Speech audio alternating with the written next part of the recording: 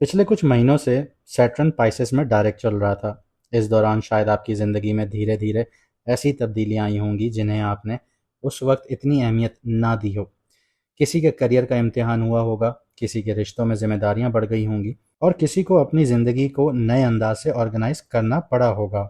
लेकिन अब कहानी एक नए मोड़ पर आ गई है।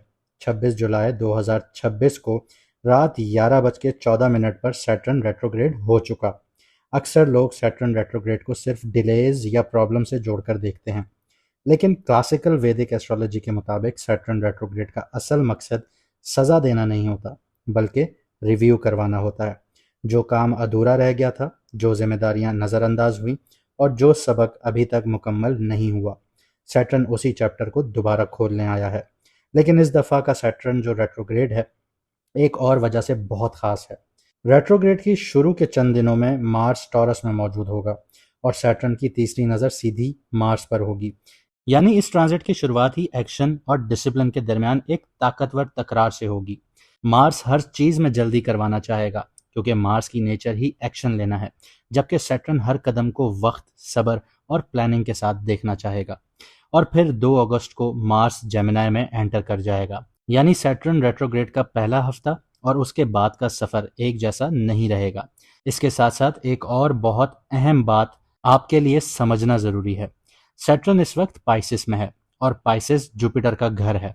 सिर्फ इतना ही नहीं, सैटर्न अपनी 10th नज़र से सजिटेरियस को देख रहा है और सजिटेरियस भी जुपिटर का घर है। यानी सैटर्न इस वक्त जुपिटर के दोनों घरों में कार्मिक हिसाब को एक्टिव कर चुका है। लेकिन जुपिटर भी खामोश नहीं है। जुपिटर अपनी सबसे ताकतवर पोजीशन में है, यानी कैंसर में एग्जॉल्टेड है और अपनी 9th एस्पेक्ट से 9th नज़र से सीधा पाइसेस में बैठे सैटर्न को देख रहा है। यानी एक तरफ सैटर्न अकाउंटेबिलिटी मांग रहा है और दूसरी तरफ जुपिटर हिकमत, रहनुमाई और बेहतर फैसले करने की सलाहियत भी दे रहा है। इस वीडियो में हम सिर्फ ये नहीं देखेंगे कि सैटर्न किस घर में बैठा है, हम ये भी समझेंगे कि सैटर्न की तीसरी, 7वीं और 10वीं जो नज़र है आपके मून साइन के किन घरों को एक्टिवेट कर रही है। जुपिटर इस पूरे प्रोसेस को किस तरह सपोर्ट कर रहा है और अगले चंद महीनों में आपकी ज़िंदगी में कौन से कार्मिक चैप्टर्स दोबारा खुलने वाले हैं। लेकिन उससे पहले अगर आपको अपना मून साइन नहीं पता तो कमेंट सेक्शन में अपनी ओरिजिनल डेट ऑफ बर्थ लिखिए, आपको आपका मून साइन बता दिया जाएगा। और जो लोग ज़िंदगी की मुश्किलात से तंग हैं, करियर में अपलिफ्टमेंट नहीं मिल रही, प्रमोशंस नहीं हो रहे, ग्रोथ नहीं हो रही, बॉस तंग कर रहे हैं, घर के मसाइल चल रहे हैं, घरों में सुकून नहीं मिल रहा, पार्टनर के साथ अलाइनमेंट नहीं हो रही, तो स्क्रीन पे दिया गया व्हाट्सएप नंबर है, आप व्हाट्सएप पर मैसेज करके अपॉइंटमेंट बुक करवा सकते हैं। फीस 50% ऑफ है लिमिटेड टाइम के लिए, और याद रखिएगा स्लॉट्स भी लिमिटेड होते हैं। तो आइए वैदिक एस्ट्रोलॉजी के असूलों के मुताबिक हर मून साइन के लिए सैटर्न रेट्रोग्रेड को गहराई से समझते हैं। बात करते हैं कैंसर मून साइन वालों की। सैटर्न जो है वो रेट्रोग्रेड हुआ है आपके 9th हाउस में, यानी पाइसेस में। अब आपके अकीदे, फैसले और ज़िंदगी की डायरेक्शंस का असल इम्तिहान शुरू हो रहा है। 9th हाउस जो है वो सिर्फ लक का घर बिल्कुल भी नहीं होता, बल्कि ये higher education, father, mentor, believes, philosophy, long travel distance और लाइफ डायरेक्शंस का घर होता है। पिछले कुछ महीनों में शायद आपकी सोच बदली भी हो, नई अपॉर्चुनिटीज़ भी नज़र आई हों, क्योंकि पिछले 3.5 साल 4 साल जो थे वो आप लोगों ने बहुत मुश्किल गुजारे।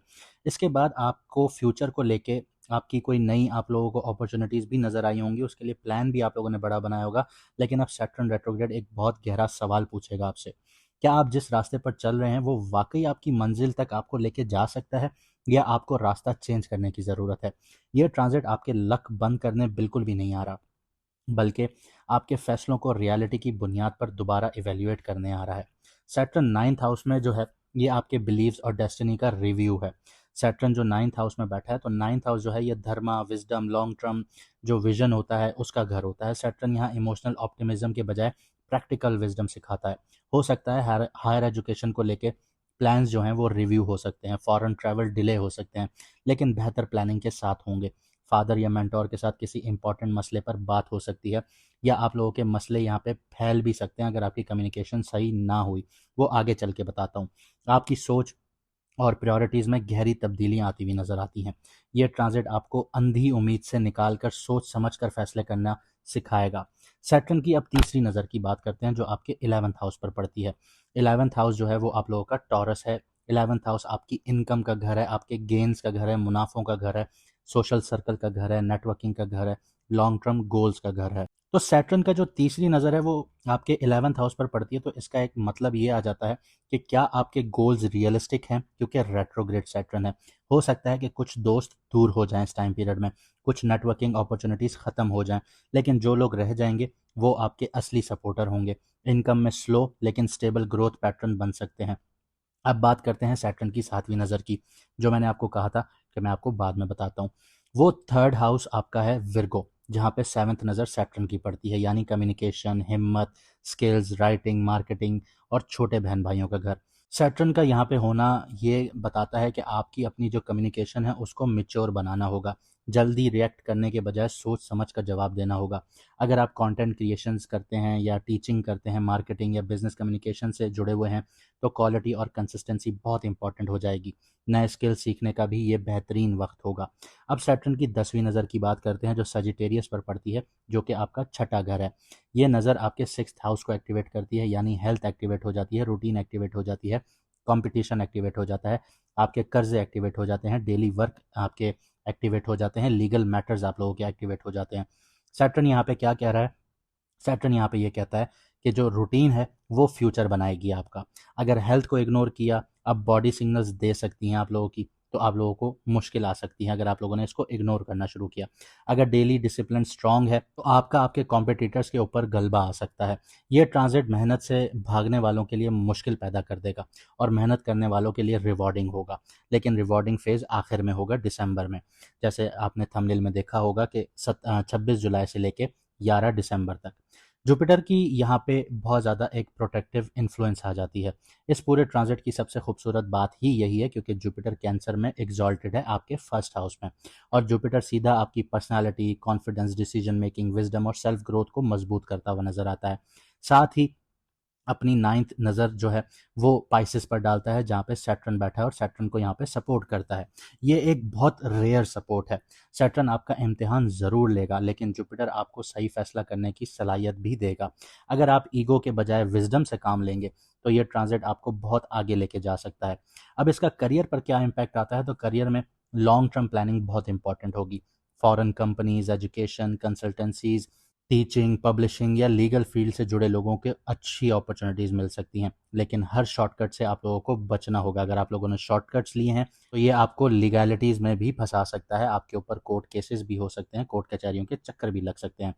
सैटर्न सिर्फ सस्टेनेबल ग्रोथ को सपोर्ट करेगा। फाइनेंस की बात की जाए तो इनकम धीरे धीरे इंप्रूव हो सकती है। नेटवर्किंग और लॉन्ग टर्म प्लानिंग से फाइनेंशियल गेन्स आप लोगों को मिल सकते हैं। स्पेक्युलेटिव डिसीजन से ज़्यादा स्ट्रक्चर्ड इन्वेस्टमेंट आप लोगों के लिए बेहतर रहेगी। रिलेशनशिप की बात करूं तो पार्टनर के साथ फ्यूचर प्लानिंग पर सीरियस डिस्कशंस हो सकती हैं। फैमिली के बुजुर्गों या मेंटर्स की जो एडवाइस होगी वो वैल्यूएबल साबित हो सकती है इस टाइम पीरियड में। कम्युनिकेशन में यहाँ पे आप लोगों ने मेच्योरिटी रखनी है, रिश्तों को मजबूत यहाँ पे आपकी जो मेच्योरिटी है वही करेगी। हेल्थ की बात करूँ तो रूटीन, डाइजेशन और स्ट्रेस मैनेजमेंट को प्रायोरिटी ज़रूर दीजिएगा। रेगुलर वॉक कीजिए, प्रॉपर स्लीप लीजिए और बैलेंस स्केड्यूल बहुत मदद करेगा आप लोगों को। हेल्थ को पोस्टपोन करना इस वक्त में ठीक स्ट्रैटेजी बिल्कुल भी नहीं होगी आप लोगों के लिए। अब यहाँ पे मैं आप लोगों को कुछ एक्शन प्लान्स दे देता हूँ जो आपको इस टाइम पीरियड में आगे बढ़ने में मदद करेंगी। सबसे पहले लॉन्ग टर्म गोल्स को प्रैक्टिकल बुनियाद पर रिव्यू कीजिए। नए स्किल्स और लर्निंग में इन्वेस्ट करें। डेली रूटीन को मजबूत बनाइए। हेल्थ और वर्क लाइफ बैलेंस को इग्नोर ना करें। हर बड़ा फैसला इमोशंस के बजाय प्लानिंग के साथ करें। ये कुछ चीज़ें हैं, बहुत ज़्यादा यहाँ पे नहीं करना, बस कुछ चीज़ों को आप लोगों ने फॉलो करना है। ये चीज़ें अगले कुछ महीनों में आप लोगों की बहुत मदद करेंगी सैटर्न रेट्रोग्रेड के हवाले से, क्योंकि आप लोगों ने पिछले जो 3 साल बुरे गुजारे वो सैटर्न के डायरेक्ट मोशन में गुजारे और ये रेट्रोग्रेड है। उम्मीद करता हूँ आपको वीडियो पसंद आई होगी। अगर आप लोग अपॉइंटमेंट लेना चाहते हैं तो व्हाट्सएप का नंबर आपकी स्क्रीन पर आ रहा है, मैसेज करके अपना अपॉइंटमेंट बुक करवा लीजिए। फीस 50% ऑफ है और लिमिटेड टाइम पीरियड के लिए है और लिमिटेड स्लॉट्स हैं। मुझे दीजिए यहाँ से इजाज़त, मिलते हैं अगली वीडियो में सितारों के सफ़र पर।